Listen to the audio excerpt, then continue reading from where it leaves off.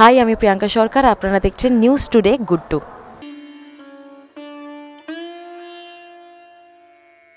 আমাদের মাননীয় শ্রী বিমান বন্দ্যোপাধ্যায় স্যার ব্র্যান্ড ইভিনিং অন্যতম পশ্চিমবঙ্গ বিধানসভা।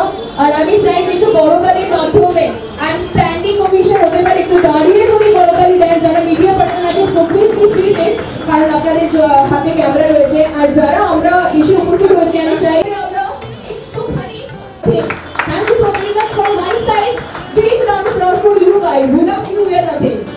একটু দেরি হলো যেহেতু আমাদের ঘোষণা হয়ে গেছে যে কবে থেকে আমাদের শুরু হবে, সেই জন্য সবাই ব্যস্ততার মধ্যে, খুবই কর্মব্যস্ততার মধ্যেই আমাদের স্পিকার সাহেব আমাদের মধ্যে উপস্থিত হয়েছেন। সাধন চন্দ্র দাস মহাশয়, please come to this stage and huge round of applause to জোরে হাতালি হয়ে সংবর্ধনা জ্ঞাপন করব অন্তর্গত পশ্চিমবঙ্গ বিধানসভা মাননীয় শ্রী বিমান বন্দ্যোপাধ্যায় স্যারকে। হয়ে যাবে ওনাদেরকে আমরা হার্টলি ওয়েলকাম করে অসংখ্য ধন্যবাদ। Thank you so very much. একটু জোরে হাততালি হয়ে যাবে।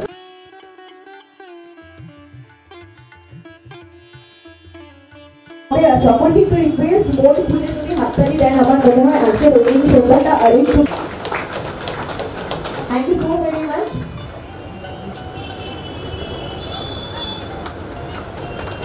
And he is the chairperson for Lounge Team. We all know one of the most biggest brands.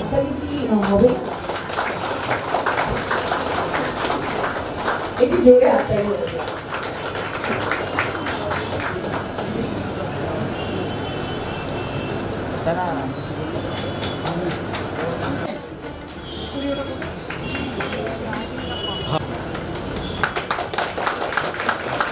মিষ্টি উদ্যোগের সভাপতি এবং কেসি দাসের কর্ণধার শ্রী বিমান দাস মহাশয় একটা ট্যাগলাইন দিয়েছি যে 5 বছরে আনুমানিক 1.5 লক্ষ কর্মের সংস্থান করতে চলেছি আমরা।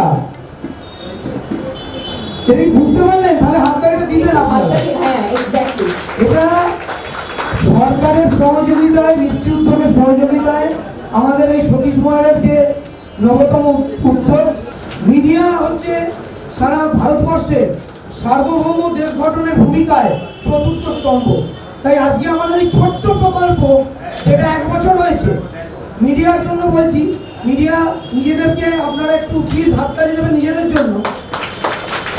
আপনারা দেশে চতুর্থ স্তম্ভ আমাদের এই ভারতবর্ষের দেশ গঠনের জন্য। তাই আপনাদের কাছে আমরা কৃতজ্ঞতা জ্ঞাপন করছি।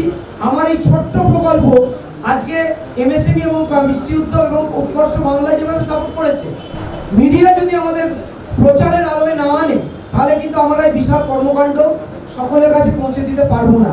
তাই আপনাদেরকে অনুরোধ, আপনারা দয়া করে আমাদের এই ছোট্ট প্রকল্প সমর্থন করবেন এবং আমাদের সম্বন্ধে একটু লোককে জানাবেন। স্বল্প বক্তব্যের জন্য আসলে আমার মনে হয় যে অনুষ্ঠানটা শুরু করার সময় যেহেতু একটা বৃষ্টি সংক্রান্ত ব্যাপারে আমাদের ঘরের করে যখন আমরা কোনো অনুষ্ঠান শুরু করি, যেমন আমাদের বাংলা সঙ্গীত দিয়ে শুরু করার পরে যখন অভ্যর্থনা জ্ঞাপন করা হয়, আমরা একটা করে ফলের ছুরি দিই। গরিপুরের ফল বিখ্যাত, আপনারা জানেন। গরিপুরে নানা রকম ফলে আজকে আমি একটা অনুষ্ঠানে গিয়েছিলাম, পঞ্চায়েত থেকে তারা সবাইকে একটা করে ফলের ঝুড়ি দিয়েছে। মিষ্টির দুটি উদ্যোগের শুরুতেই যদি একটা মিষ্টির প্যাকেট সবার হাতে ধরা দেন, আমার মনে হয় ঠিক উপযুক্ত।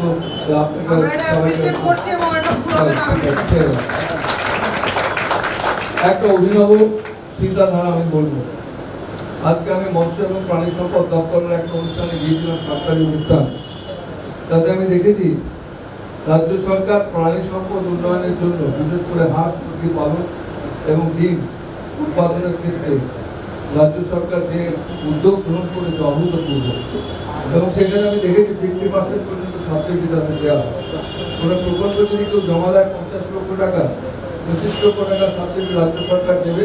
বাকি 25 লক্ষ টাকা যিনি এন্টারপ্রেনিউর হবে তাকে দিতে হবে। কারণ আমি বলবো একটা ঐতিহ্যবাহী সংস্থার উনি কর্ণধার, সেই সঙ্গে সঙ্গে গার্ডেন ডিজি সতীশ চন্দ্র দাস একটা খ্যাতনামা মিষ্টি আমাদের প্রস্তুতকারকদের মধ্যেই পড়েন।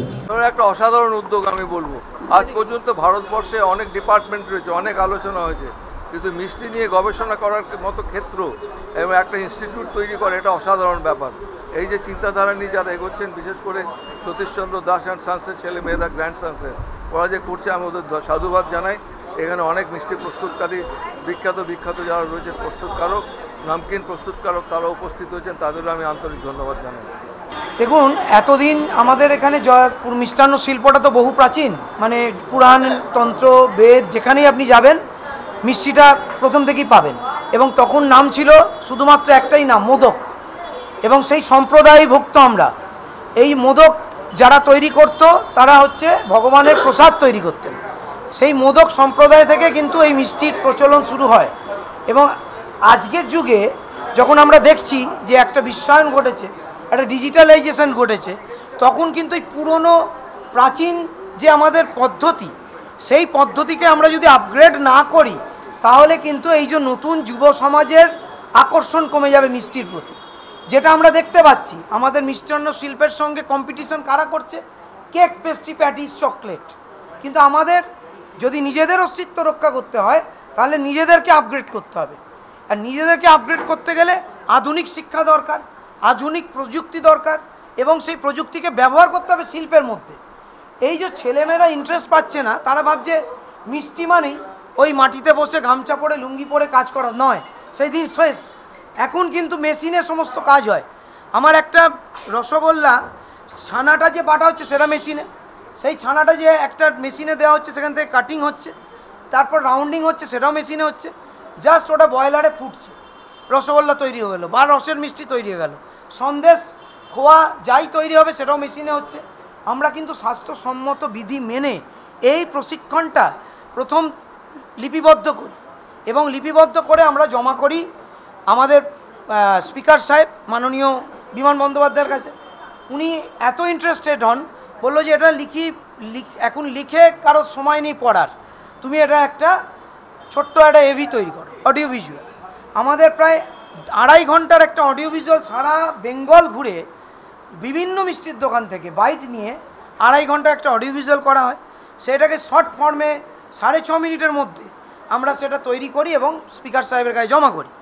উনি এতটাই উৎসাহিত ওটা দেখে যে প্রত্যেকে যখন বলছে যে হ্যাঁ আমাদের শিল্পে আমরা লোক নেবো, আমরা কাজ করতে পারছি, তো সেই জন্য তখন আমরা নিয়ে চলে আসি তাদেরকে, এবং সেই প্রজেক্টটা আমরা জমা করি কারিগরি ভবনে। উৎকর্ষ বাংলা সেই প্রজেক্ট তারা গ্রহণ করে এবং আমাদেরকে অ্যাফিলিয়েটেড করে যে হ্যাঁ আপনারা এই জিনিসটা প্রথম হচ্ছে, আপনারা এটা করুন কাজটা। এবং উৎকর্ষ বাংলার অধীনে মিষ্টি উদ্যোগের সহায়তায় আমাদের এই সতীশপুরে প্রথম ব্যাচ বেরোচ্ছে মিষ্টি তৈরি। এই যে আমরা যে মানুষের মধ্যে আগ্রহটা তৈরি করতে পেরেছি বলেই প্রথম ব্যাচ বেরোচ্ছে। যদি আগ্রহটা না হতো তারা আমি আনতে পারতাম না। এবং আমি শিওর এই ব্যাচের পর থেকে আমাদের প্রচুর লোক, প্রচুর ছেলে মেয়ে এই আমাদের শিল্পক্ষেত্রে, মিষ্টির শিল্পক্ষেত্রে চাকরি পাবে। প্রথম ব্যাচে আমরা ন্যূনতম 30 জনকে নিয়ে কাজ শুরু করেছিলাম। অ্যাপ্লিকেশন ছিল 55 মতো, কিন্তু বাইরের স্টেটের থেকে যারা নাম লিখিয়েছিল তাদেরটা এখানে হয়নি, কারণ যে যার রাজ্য ভিত্তিকই এই প্রশিক্ষণটা হতে পারে, যেহেতু উৎকর্ষ বাংলা আমাদের সাপোর্ট করেছে।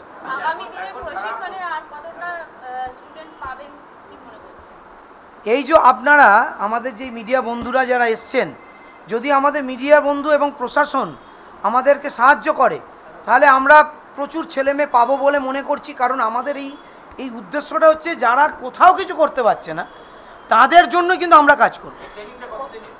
এটা 450 ঘন্টার ট্রেনিং, মোটামুটি 3 মাস লাগে, ম্যাক্সিমাম 3 মাস।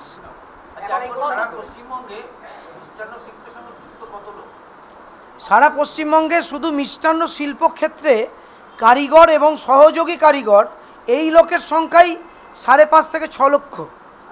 হ্যাঁ, যেটা আমাদের ডাটা বলছে। কিন্তু ছোট ছোট অনেক দোকান আছে যারা শুধু পরিবারের লোক নিয়ে চালায়, সেই দোকানগুলো যদি আমরা কাউন্ট করি তাহলে আরও 5 লক্ষ হবে। কারণ ছোট দোকান অনেক আছে যারা শুধুমাত্র পরিবারের লোক নিয়ে, হয়তো আমি মিষ্টিটা তৈরি করলাম, আমার এক দাদা বিক্রি করলো, আমার ভেতরে হয়তো আমার পরিবারের লোকজন তারা মিষ্টিটা তৈরি করতে সাহায্য করলো। এরম পারিবারিক একটা তো রীতি রেওয়াজ, সেইভাবেই শুরুটা হয়েছিল। তো সেরম কর্মী যদি ধরি তাহলে আরও 5 লক্ষ আপনি ধরতে পারেন।